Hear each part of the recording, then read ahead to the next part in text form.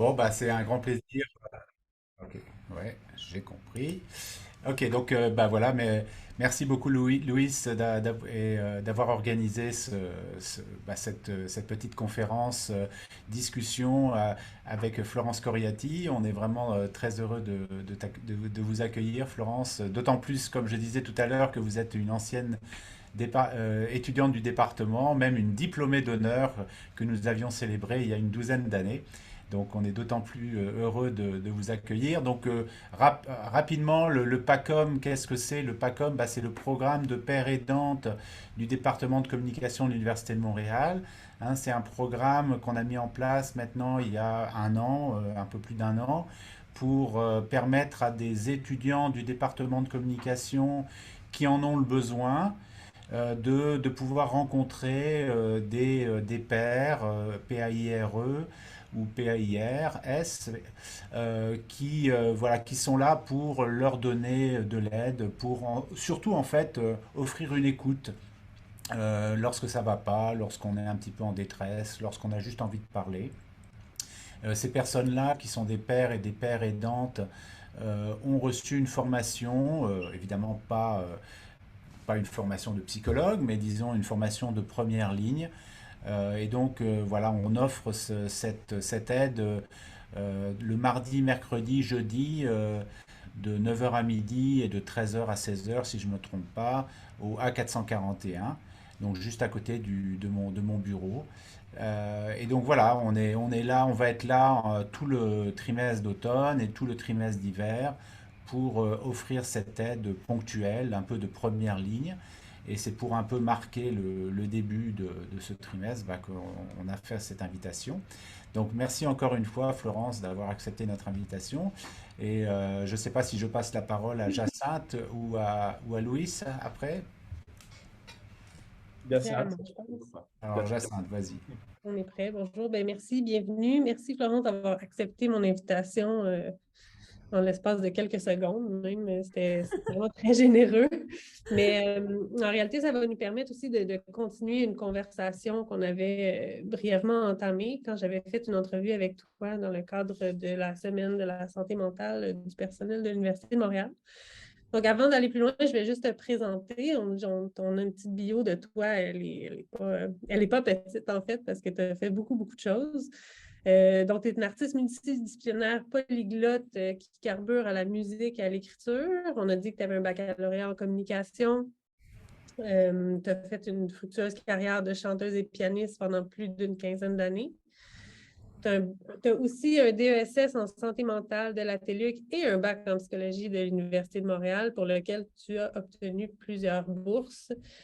Tu as écrit 2 livres ayant pour thématique la psychopathologie, donc Buena Vida et Nueva Vida.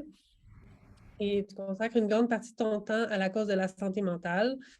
Tu offres une conférence qui s'appelle Mener la danse avec le trouble bipolaire qui est très en demande dans les milieux communautaires, éducatifs, corporatifs et de la santé. En ce moment, tu travailles à l'Institut universitaire en santé mentale de Montréal. Tu donnes des ateliers thérapeutiques musicaux auprès des patients atteints de troubles psychotiques en collaboration avec Dr Bernati, psychiatre, et Myriam Lefebvre, psychoéducatrice.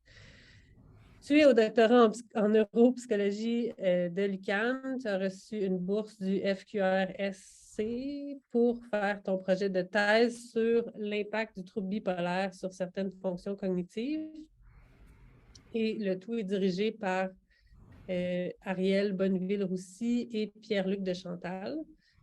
Et en faisant tout ça, tu es aussi à la barre de l'émission hebdomadaire C'est formidable sur les ondes de CBC Radio, CBC Musique, où tu fais découvrir les trésors de la chanson française aux Canadiens d'un océan à l'autre. C'est toute une bio, ça. Donc, encore une fois, merci d'être là.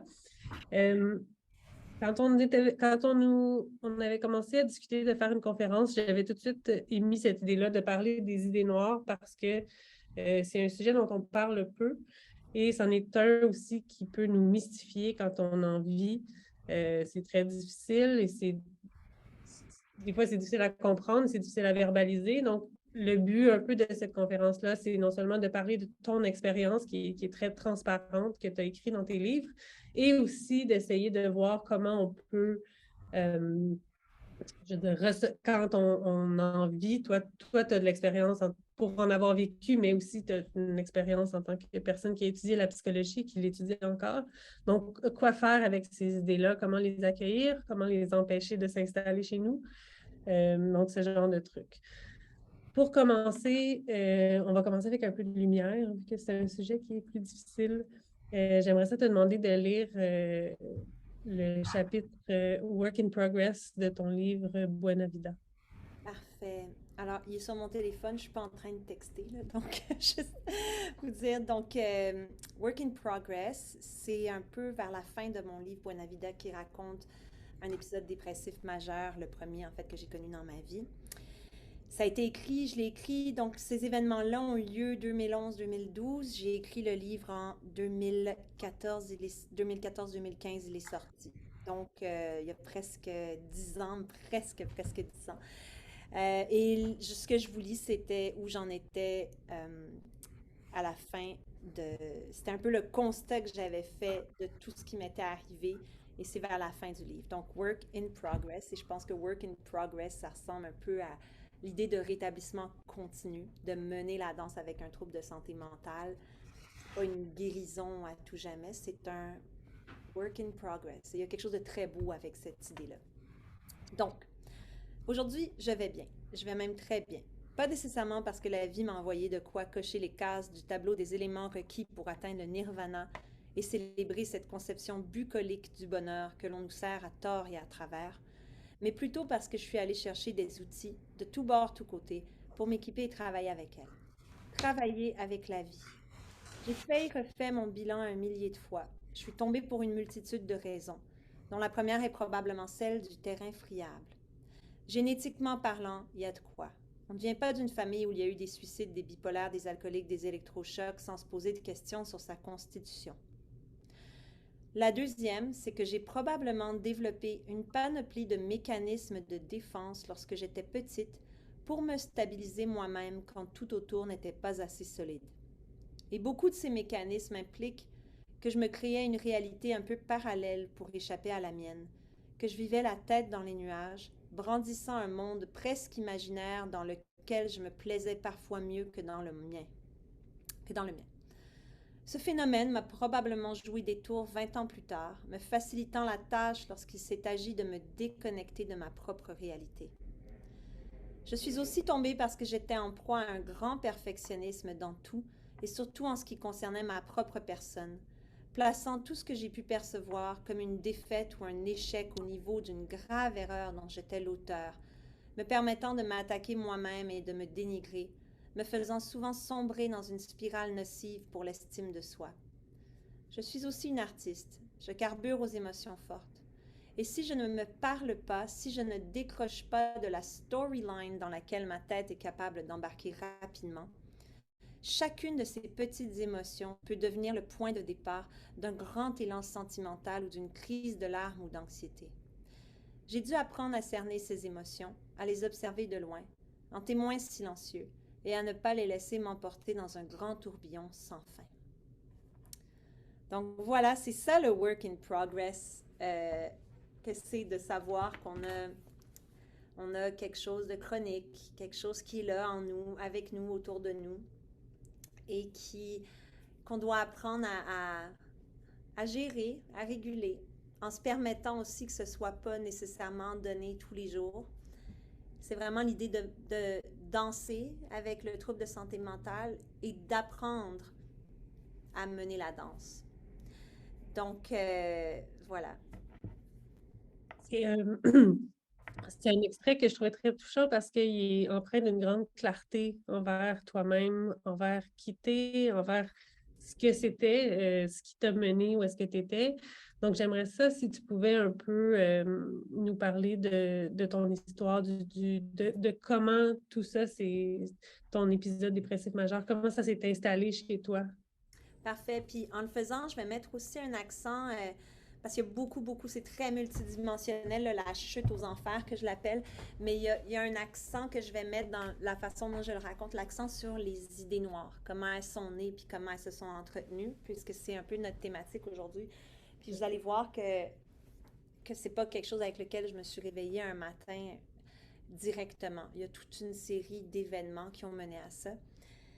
Mais il y a quelque chose dont j'ai pas parlé dans Buena Vida, mais dont j'ai parlé plus tard dans mon autre livre, Nueva Vida, qui était important, qui aurait été important que je mette dans Buena Vida.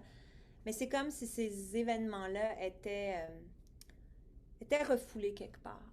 Et c'est que à 14 ans, à 12 ans déjà en secondaire 1, j'avais des idées noires. Je me sentais différente. Je me sentais seule, bizarre.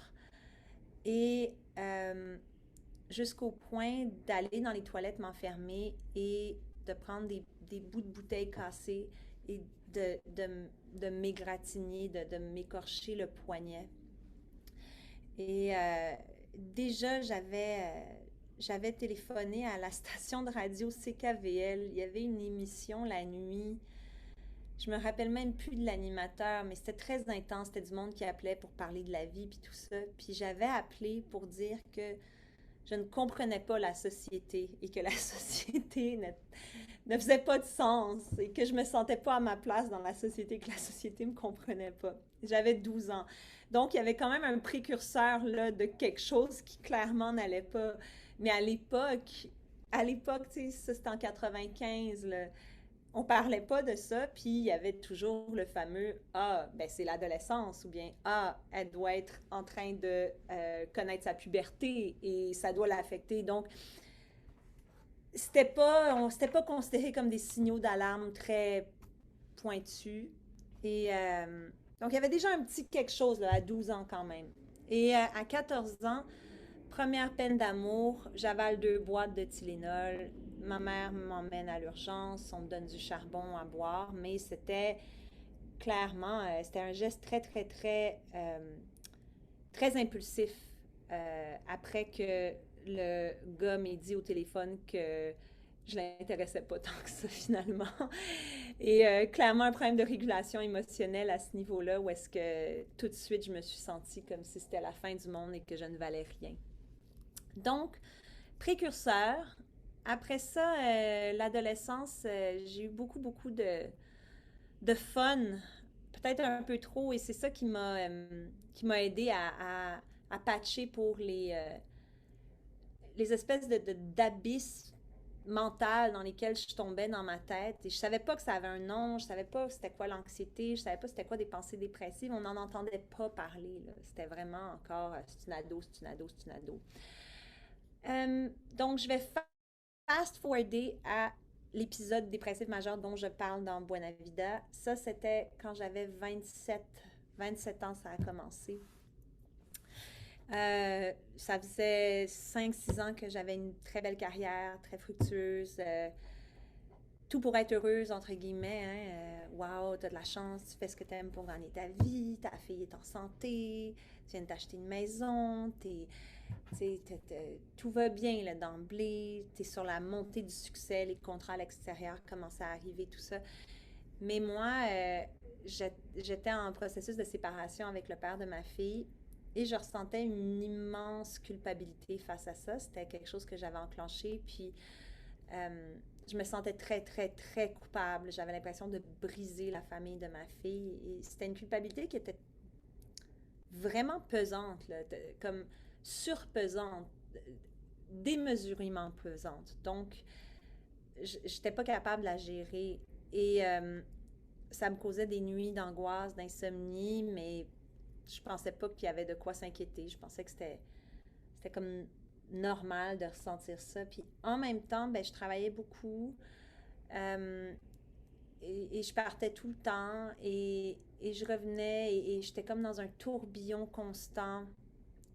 Puis, avec ma carrière qui prenait de l'envol, on est en 2010, 2011, la diversité corporelle n'était pas encore un sujet d'intérêt pour notre société. Et puis moi, j'ai commencé à vraiment avoir des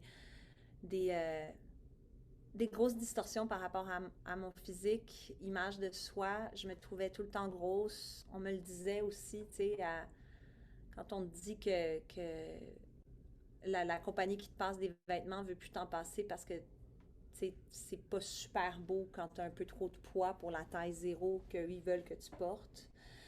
Euh, Quand on te dit avant de passer à la télé, assis-toi en regardant vers la gauche parce que c'est ton meilleur profil, croise pas tes jambes comme ça, prends une pause avant de répondre. C'est comme des phrases qui te rentrent dans la tête qui font en sorte que le naturel est étouffé, tu sais.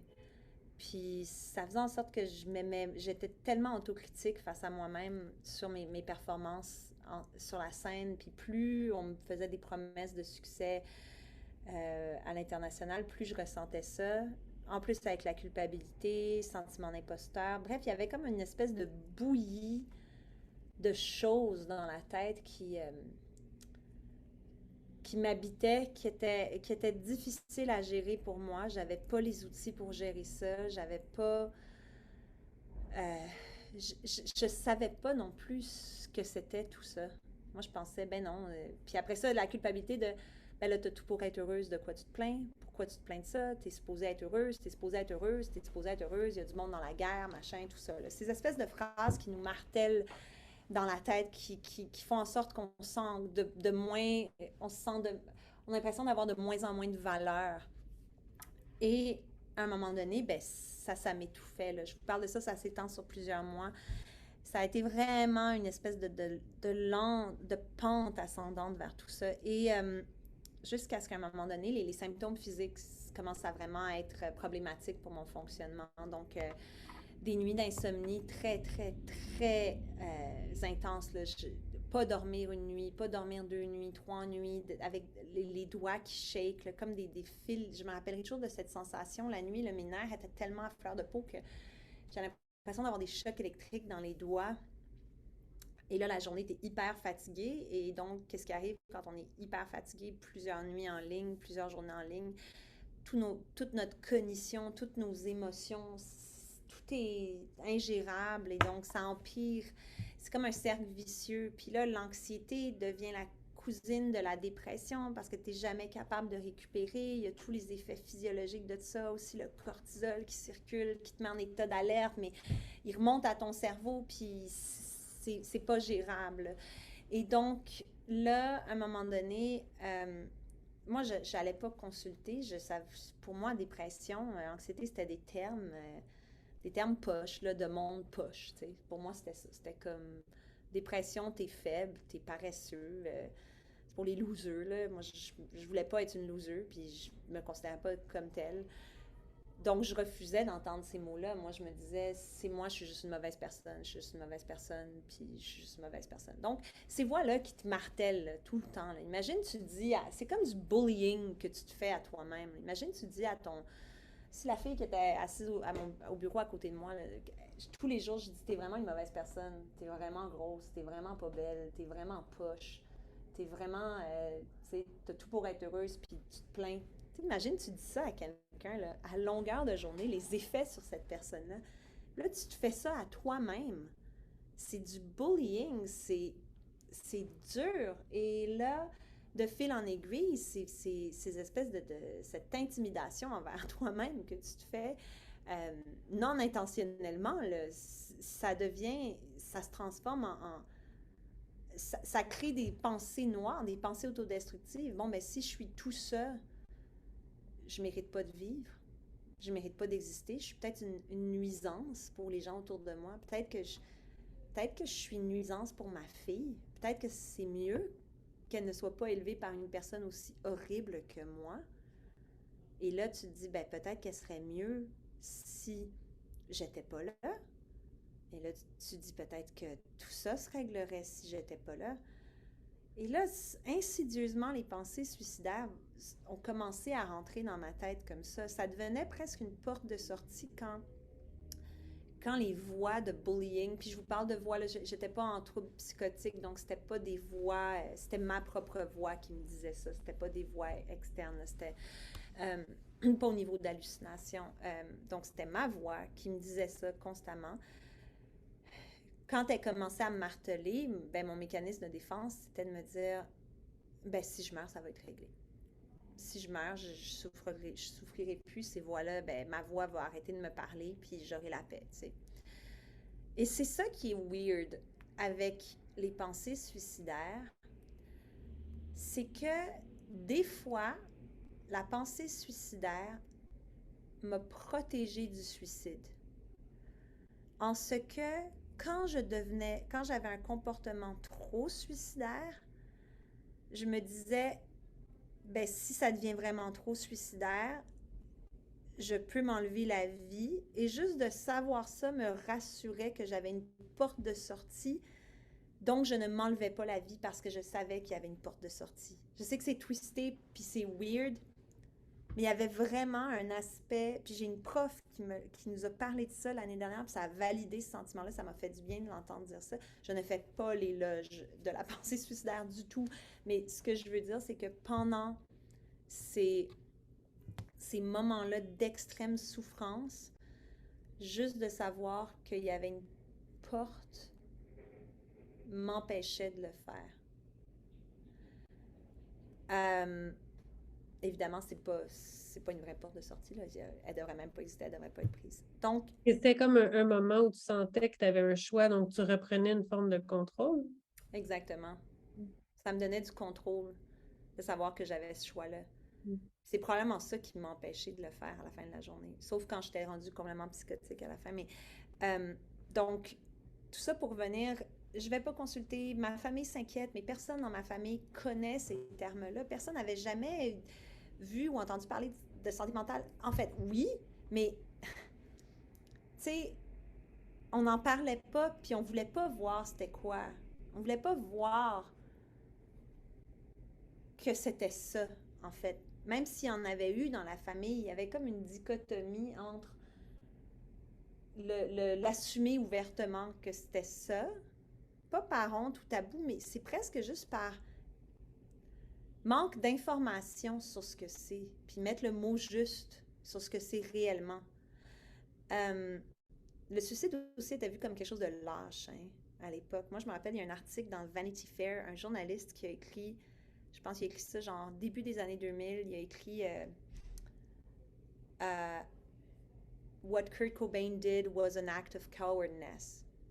Quelque chose comme ça. Mais non, c'est pas ça. Kurt Cobain était profondément malade. C'est pas un acte de cowardness, là. C'est pas, ça n'a rien à voir. C'est pas un choix. Oui, on parlait de choix, Jacinthe, mais c'est pas. C'est pas pour attirer l'attention. C'est pas pour faire un statement qu'on a besoin qu'on nous donne plus d'attention ou quoi que ce soit, même si oui, on a besoin d'attention médicale et d'attention psychothérapeutique. Mais donc moi, je le savais pas, puis ça a été vraiment long. Ça a été des mois d'enfer pour ma famille, pour moi, parce que je refusais d'aller à l'hôpital, je refusais d'aller voir le médecin, je refusais tout. J'ai été médicamentée, finalement j'ai accepté, ça marchait pas parce que ça prend plusieurs semaines avant, avant que ça fasse effet, parce que c'est pas toutes les molécules qui sont faites pour tout le monde, que c'est des essais-erreurs, puis qu'il faut donner la chance, mais que pendant que tu attends, les pensées deviennent de pire en pire, puis la thérapie, quand cognitivement, il n'y a plus rien qui fonctionne parce que tu es rendu trop loin, tu peux pas aller en thérapie faire une analyse profonde quand tu n'arrives même pas à lire 3 mots. Là. Et donc, ça a empiré, ça a empiré. Je me suis retrouvée à l'hôpital, à l'urgence quelques fois, puis finalement, j'ai été hospitalisée. J'ai eu 2 épisodes de psychose aussi, où est-ce que vraiment j'étais complètement déconnectée de la réalité. Donc, c'est une dépression, on appelle ça majeure psychotique, où est-ce qu'il n'y a tellement pas eu il y a tellement pas eu d'outils mis en place dès les débuts de la dépression que tu vas trop loin. Puis c'est en psychiatrie qu'ils ont pu prendre le temps d'ajuster ma médication. Et c'est surtout là où moi j'ai accepté que j'étais malade. Parce que jusque-là, je l'acceptais pas. Mais à l'hôpital, t'as comme. L'hôpital, ça a été un immense lâcher-prise pour moi. Parce que tu te retrouves, t'es comme enfermé. T'as plus le droit. J'étais plus sous ma propre responsabilité. C'était l'État. J'avais une ordonnance, tu sais, et t'as plus de. tu peux plus rien faire, là. Tu peux plus rien faire. Tu peux plus aller travailler. Tu peux plus prendre de décisions pour toi-même. Tu n'as pas le choix de prendre des médicaments. Ils checkent ta langue. Tu- Il y a comme un grand lâcher-prise qui s'est fait. C'est comme... J'étais comme, ben là, je peux pas aller plus bas que ça. Fait que, OK, OK, ça va être ça. Mais ça a pris tout ça. Et l'idée que j'étais avec d'autres gens qui vivaient des choses, certains vivaient des choses similaires à moi, ça a comme validé le fait que j'étais malade parce que je me disais, OK, mais si lui, il ressent ça, puis que moi, je ressens ça, c'est peut-être que c'est vraiment une maladie et non pas juste moi qui est le diable, par exemple. Mm. Euh, et finalement, quand je suis sortie de l'hôpital parce que j'allais mieux, puis que j'ai entamé la thérapie, je voulais presque plus sortir de l'hôpital parce que j'étais safe, là. J'avais plus de responsabilité, j'avais plus à dealer avec rien, j'étais safe. Retourner dans le monde, ça a été dur, ça a été long parce que cognitivement, j'avais tellement été aplatie que j'avais de la misère à gérer les bruits autour de moi dans la rue, les lumières, j'avais besoin d'accompagnement, je ne pouvais pas rester seule. Faire une brassée de lavage, c'était comme un immense exploit, mais chaque jour, c'était des petites victoires comme ça. Par après, j'ai eu d'autres épisodes dépressifs dans les années subséquentes, mais qui étaient moins... C'était pas des épisodes aussi sévères, parce que je suis restée médicamentée, je le suis encore. C'était des épisodes qui alternaient avec des épisodes que je saurais plus tard que c'était de l'hypomanie, même un peu manie. Mais ça, je l'ai su plus tard, parce que je focusais tellement sur les épisodes dépressifs que quand j'étais en hypomanie, pour moi, c'était juste comme waouh, je suis pas dépressive, fait que c'est merveilleux. Donc, je constatais pas que c'était de l'hypomanie nécessairement. Mais ça, c'est plus, tu sais, c'est parce que je pourrais vous faire une conférence de 12 heures sur le développement des diagnostics, tout ça, mais c'est pas ça le but. Donc, ce que je veux dire, c'est que oui, quand j'ai eu des phases dépressives, pour plusieurs raisons qui étaient hors de mon contrôle, mais aussi sous mon contrôle des choix que je faisais dans ma vie, qui étaient justement l'impact de mes façons de penser, qui me menaient dans des espèces de cul-de-sac. Parfois, les pensées autodestructives revenaient, mais jamais aussi intensément. Ben, j'avais quand même le bouclier de la médication, puis j'avais une thérapeute, mais elle revenait pareil, puis c'était vraiment un mécanisme de défense pour moi d'aller là en me disant, ben là, si la souffrance est trop énorme, j'ai cette option-là. Fait que ça me calmait, mais c'était pas... Là, j'en ai pas de... Les dernières pensées suicidaires intenses que j'ai eues, ça a été... Il y a 3 ans, je pensais à mon mari puis moi, là, j'étais médicamentée, trouble bipolaire. La médication avait fait un super effet sur un an. On avait trouvé tout, là, il y a 5 ans. Puis mon psychiatre, il fait de la psychothérapie, il est extraordinaire. Puis il a ajusté la psychothérapie vraiment en fonction du trouble bipolaire. Mais à un moment donné, j'ai voulu tomber enceinte, puis je voulais pas garder la médication. Donc, il fallait que j'essaye qu'on diminue progressivement, puis ça me faisait très, très peur, mais j'ai commencé à diminuer un des 2 médicaments que je prends. Puis après un mois, j'avais encore des pensées suicidaires qui revenaient, là, malgré des années de thérapie, malgré que j'étais en psycho, malgré que j'avais tous les outils possibles pour mener ma danse, là. Donc, il y a vraiment quelque chose qui était chimique dans mon cas, là. C'était pas une dépression circonstancielle, c'était vraiment le trouble bipolaire. De toute façon, c'est quelque chose qui n'est pas comme un trouble de personnalité, même s'il y a des comorbidités, mais on parle vraiment plus, oui, il y a une structure de personnalité, mais il y a vraiment des preuves neurochimiques de ça. Même si dans les troubles de personnalité comme borderline, antisocial maintenant avec la technologie, on est capable de voir qu'il y a aussi des facteurs neurobiologiques, mais bipolaire, ça fait longtemps que c'est établi. Et donc, je suis retournée sur la médication. Puis, je suis restée pendant la grossesse. Ça a été un choix qui a été difficile à faire, mais je me suis beaucoup renseignée. J'ai consulté plusieurs professionnels de santé. J'ai été très encadrée. C'est un choix qu'on a fait, mon mari puis moi, accompagné par le psychiatre, mais c'était beaucoup moins risqué que d'être enceinte puis d'avoir des pensées suicidaires puis de l'angoisse liée à ça. Là, j'ai quand même fait de l'angoisse liée au fait que je prenais de la médication pendant que j'étais enceinte, mais bon, c'est pas... Tu sais, il y en aura pas de facile, là. C'est pas gagné d'avance. Je le sais que je suis à risque. Je le sais que quand je faisais mes applications au doctorat cet hiver, j'en parlais avec Jacinthe, là, l'anxiété de performance, ça a été terrible l'hiver dernier, mais j'ai été capable de le gérer, de ne pas basculer parce que justement j'avais des outils, puis j'étais capable d'en parler, puis de le voicer à mon mari, puis à mon psy, puis tout ça. Donc on a pris les devants pour pas justement que j'aille un autre épisode. Mais c'est quelque chose avec lequel je vais devoir jongler toute ma vie, tu sais. Mais c'est pour ça aussi probablement que je suis allée en psy, là, comme moi je voulais apprendre à dompter la bête. Maintenant c'est aussi parce que c'est plus, tu sais, à un moment donné tu passes par-dessus les raisons personnelles, mais au début, quand tu lis des articles scientifiques, tu es comme Oh my God, moi aussi je lis ça, oh my God, c'est vrai, ça explique ça, ça, ça. Fait que en fait, c'est très bon pour valider ce qu'on vit. Mais donc, ben, c'est ça, là, les idées noires, elles prennent un peu naissance, comme je l'ai dit au début de mon speech de 20 minutes que je viens de faire. C'est correct, t'es là pour parler de toute façon. Mais en fait, ce qui est... Là, j'ai appelé ça les idées noires, c'était mon idée originale, mais je t'écoute parler, puis on peut parler de pensée autodestructrice, parce que c'est pas nécessairement toujours de vouloir mourir ou cesser la souffrance, mais de trouver un moyen D'évacuer. ouais. Mais Tu sais, c'est... ouais. L'automutilation aussi, c'est déplacer la douleur de place aussi. De Il y a cet aspect. contrôler, de récupérer comme un certain contrôle sur sa souffrance, j'imagine. Ouais, ouais. Toi, tu as eu comme une espèce de perfect storm, comme on dit, justement, tu as réuni un million de conditions qui fait que ça t'a mené à ça. Mais, mais ce genre de pensée-là, tu t'exprimes vraiment bien aussi dans ton texte, cette voix que tu avais sur toi. Tu sais, il y avait un chapitre que je t'avais nommé qui s'appelle Le doute, que Ouais, je voyais vraiment que c'était là, qu'il y avait une espèce de dédoublement où ouais. toi et ta voix intérieure qui a commencé ton bullying.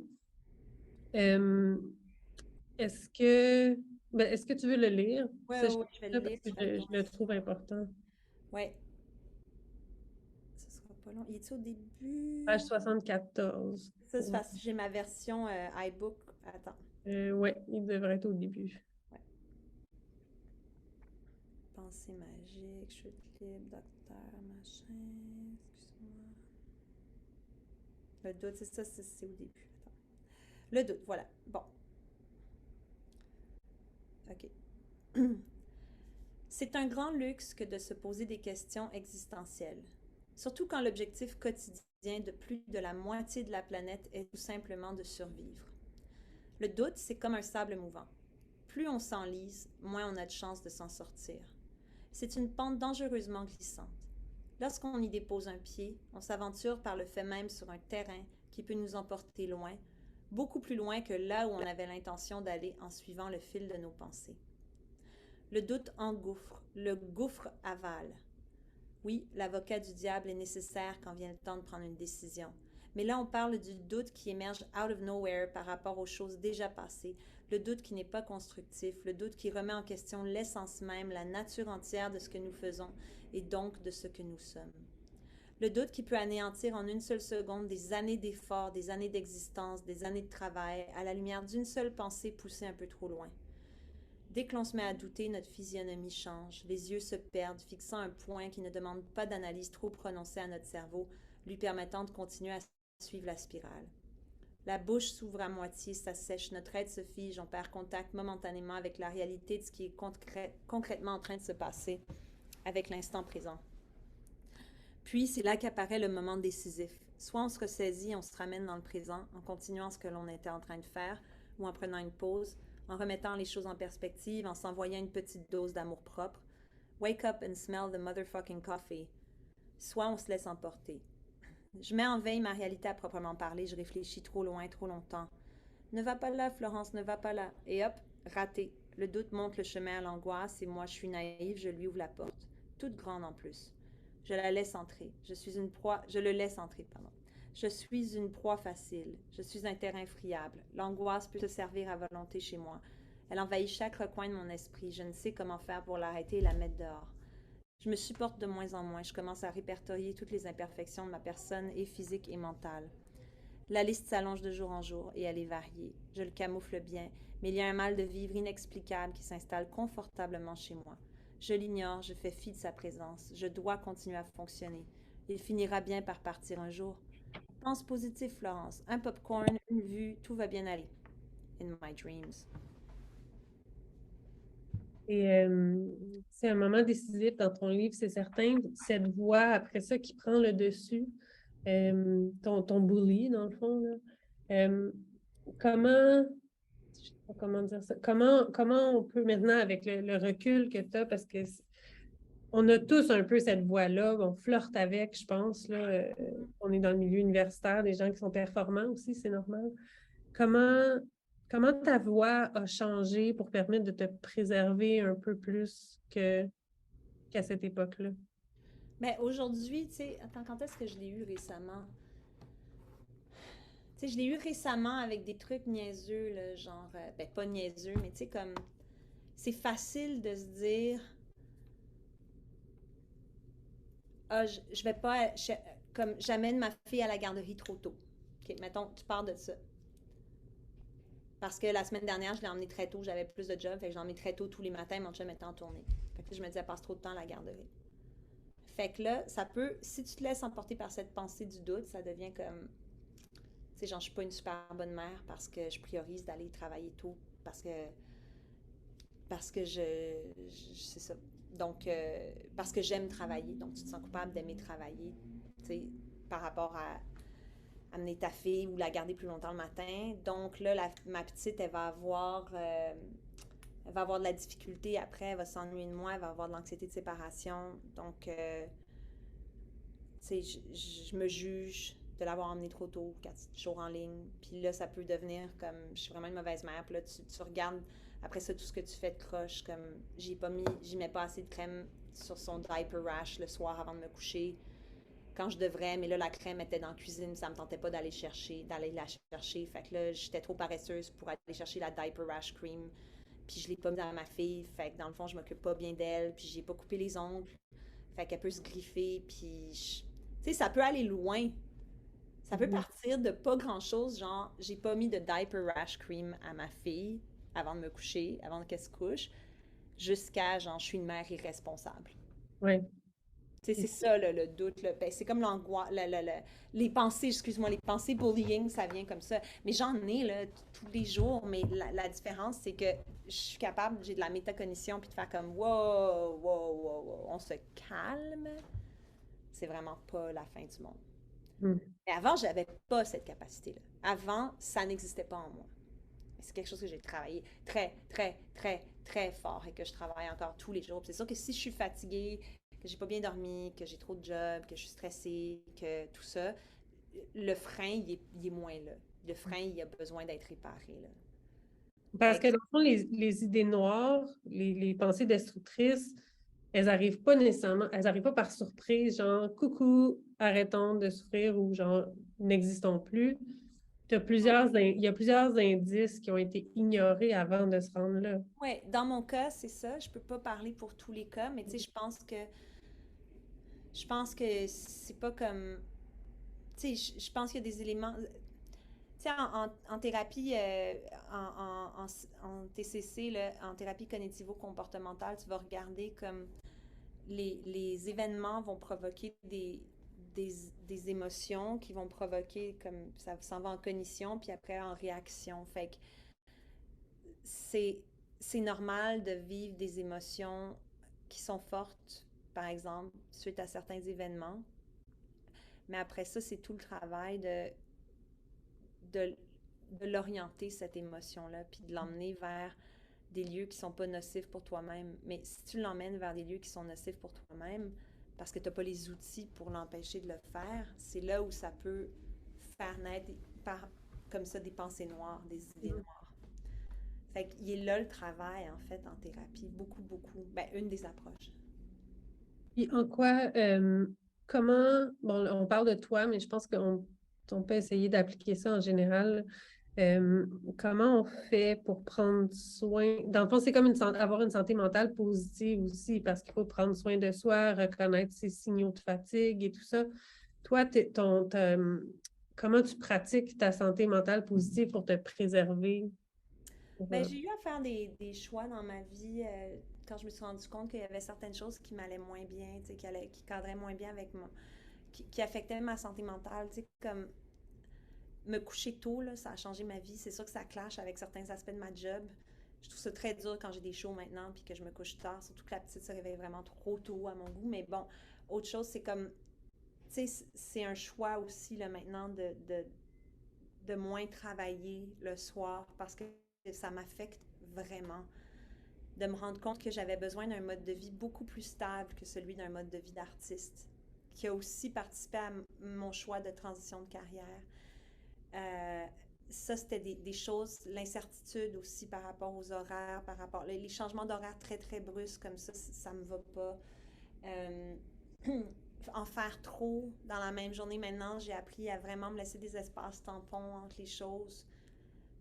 Avant, c'était tout enchaîné. C'est sûr que pendant le bac en psycho, c'est une course, là, c'est une guerre pour rentrer au doc. Là. Fait que j'ai comme mis tout ça de côté, mais je savais que c'était une mission, puis qu'une fois la mission remplie, je revenais à une vie plus stable. Tu sais, je dis pas que c'est une paire, que c'est facile et simple et pas de travail faire le doc, mais c'est pas, tu sais, le bac en psycho, c'est une course, puis le doc, c'est un marathon. Donc, c'est l'idée du marathon, d'apprendre à gérer tes forces pour te rendre le plus loin possible, euh, contrairement à t'épuiser d'une seule shot pour arriver à ton but. Mais donc, c'est des choix comme ça. Aussi, gérer la consommation d'alcool. Tu sais, moi, je sais qu'après un verre, le lendemain, je vais être fatiguée. Tu sais, un verre de vin. Fait que d'apprendre à gérer ça, de vraiment d'avoir un contrôle par rapport à ça. De marcher beaucoup. Tu sais, ça a l'air niaiseux parce qu'on dit comme prendre soin de sa santé mentale, c'est des petites choses, mais c'est pas niaiseux, c'est vraiment ça. Puis de savoir que, tu sais, d'en parler, c'est sûr, mais c'est sûr que quand Legault, il disait parlez-en si ça va pas pendant la pandémie, tu sais, oui, mais il y a personne qui est là pour en parler, tu sais, il y a des pénuries partout, il y a des listes d'attente infinies, mais des ressources comme ce que vous offrez, c'est super important parce que ça vient valider, même si c'est pas des formations en psychothérapie ou de psy, c'est déjà une grande épreuve d'être validé dans ce qu'on vit, de se sentir validé, de se sentir que ce qu'on vit a sa place, que c'est pas de pas dire ben non tu te plains pour rien, t'es dans ma conne parce que tu te sens comme ça, tu sais. Fait en plus la validation, parler à des pairs, on se sent encore plus compris parce qu'on a des points de référence en commun qui sont très forts. Fait que ça aide beaucoup, beaucoup, beaucoup. C'est vraiment important. Il y a le soutien émotionnel par les pairs, c'est vraiment bon. Euh, donc, c'est d'apprendre à se connaître puis apprendre, d'observer quand on fait quelque chose puis comment on se sent. Puis regarder ce qu'on peut changer là-dedans. T'sais. Il y a plein d'aspects dans la vie qu'on ne peut pas contrôler, mais ce qu'on peut contrôler puis qu'on sait que ça nous fait du bien ou nous fait pas du bien, ben on peut jouer avec ça aussi. En regard à ton expérience, justement, bon, la stigmatisation de la santé mentale, de pas aller bien, les autres qui peuvent nous dire des fois, voyons, c'est quoi ton problème? Tu as tout pour être heureux. Comment maintenant, comment tu accueillerais quelqu'un, par exemple, qui te confie qui a des idées noires, comme qui est terrifié parce que ça peut arriver, on se réveille un matin, on a glissé la pente sans trop s'en rendre compte, puis on est rendu là. Qu'est-ce que tu ferais? Comment tu le ferais différemment de ce que toi, tu as vécu? Je pense que c'est l'écoute.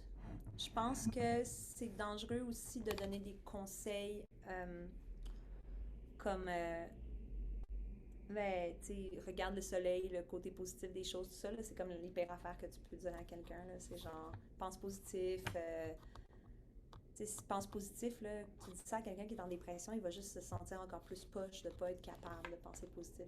Tu peux pas, là, tu t'arrives pas quand t'es en dépression, c'est pas accessible. Je pense que c'est l'écoute, puis de dire, regarde, je suis là pour t'accompagner là-dedans, je suis là pour te guider. Mais il faut faire attention aussi parce que quand on n'est pas formé pour faire ça, faut faire attention à soi aussi là-dedans. T'sais, ça peut être très difficile aussi là, de ne pas se laisser bouffer non plus. Fait que c'est important d'offrir un soutien puis une guidance là-dedans. savoir qu'elle est là, mais pas non plus se laisser complètement submerger. Ça peut être très, très, très difficile pour les proches, pour l'entourage aussi.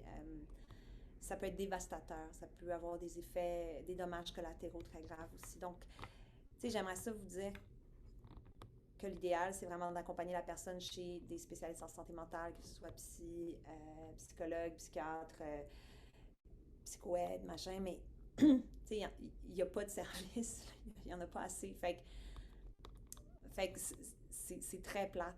Mais il y a de se tourner vers justement les services comme ce que vous offrez, comme par exemple, je travaille avec Relief, qui a des intervenants, des ateliers d'autogestion, tu sais, des services qui peuvent aider, tant qu'on n'est pas dans des cas cliniques qui ont besoin d'attention médicale, là, des services qui peuvent aider justement à remonter la pente puis à soutenir comme ça.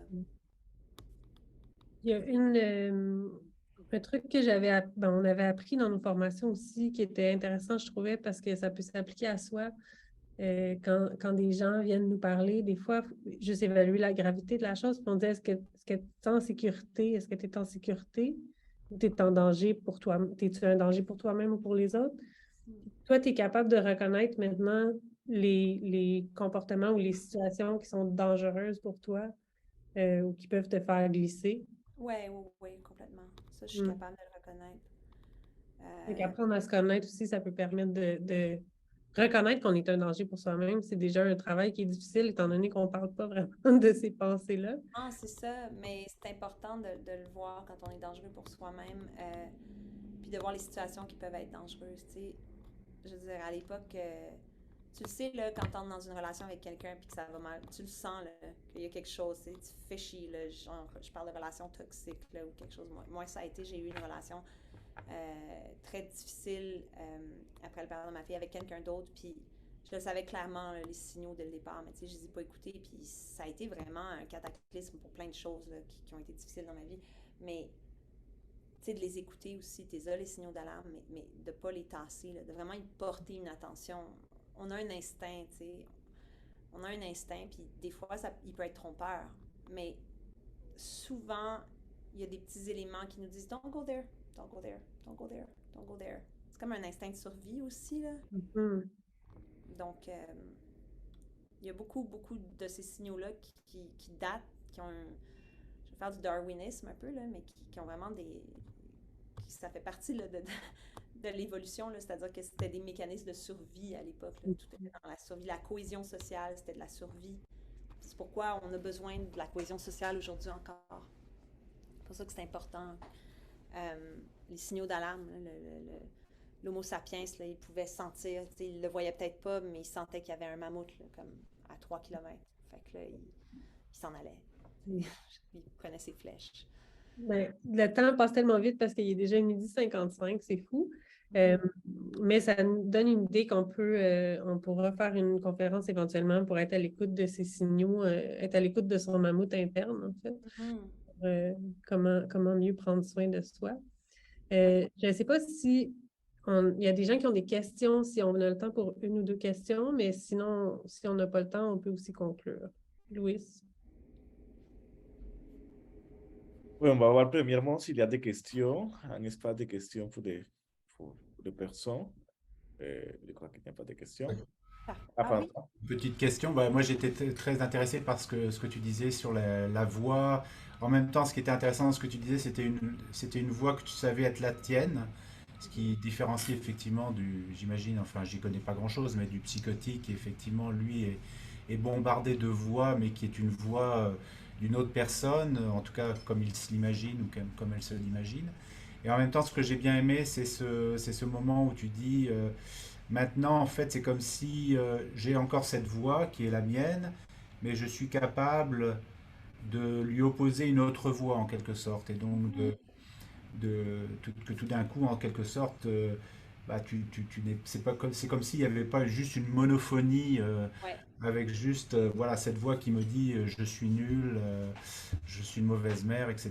Mais qu'il y a une autre voix qui est capable, alors soit d'être en surplomb et puis parce que tu avais l'air de dire, c'est une question un peu de surplomb, de métacognition, tu as utilisé le terme, ou c'est finalement aussi une autre voix qui est peut-être pas nécessairement en surplomb, mais qui est au moins là pour contredire l'autre. Enfin, je sais pas comment. Donc, j'ai pas vraiment de questions, mais en tout cas, je trouvais ça très intéressant, cette idée de cette polyphonie, en quelque sorte, qui nous permet finalement de fonctionner dans la vie, puisque on est tout le temps confronté oui, bon, on a toujours des sources possibles d'auto-flagellation, quoi, effectivement, par Absolument. rapport à ce qu'on fait. Donc, enfin, voilà. Absolument. Mais tu sais, faut penser des fois qu'on parle à son meilleur ami, comme si ton meilleur ami te disait ça de lui, tu lui dirais, ben non, comme, tu sais, t'es pas poche. Mais non, tu sais, va pas là. Mais c'est un peu ça aussi. Ou c'est comme si tu disais à ton bully qui te dit t'es poche, t'es poche, t'es poche, puis là tu le regardes, tu fais, non, je ne suis pas poche, tu vas arrêter. Tu sais, c'est comme, des fois de le voir comme ça peut aider, là. Ouais, ouais. Et d'ailleurs, ça me fait penser, enfin, vraiment une petite parenthèse, c'est qu'il y a, je sais plus à quel hôpital, mais ils ont mis en place un système d'expérimentation où ils donnent aux psychotiques, là pour le coup, ils les confrontent à leur voix, et donc Mhm. c'est un système où ils ont mis un visage à cette voix. Et il Oui, paraît-il que ça aide beaucoup les psychotiques parce que ça leur permet de dialoguer avec cette voix et puis d'apprendre à lui parler à la terre, en quelque sorte. Ça, je trouvais ouais, ça. exactement. Non, c'est vraiment, c'est ça. Il faut que je vous quitte parce que j'ai un meeting dans 2 minutes. Ok. Ok. C'est Ouais, vraiment un grand plaisir d'être avec vous aujourd'hui.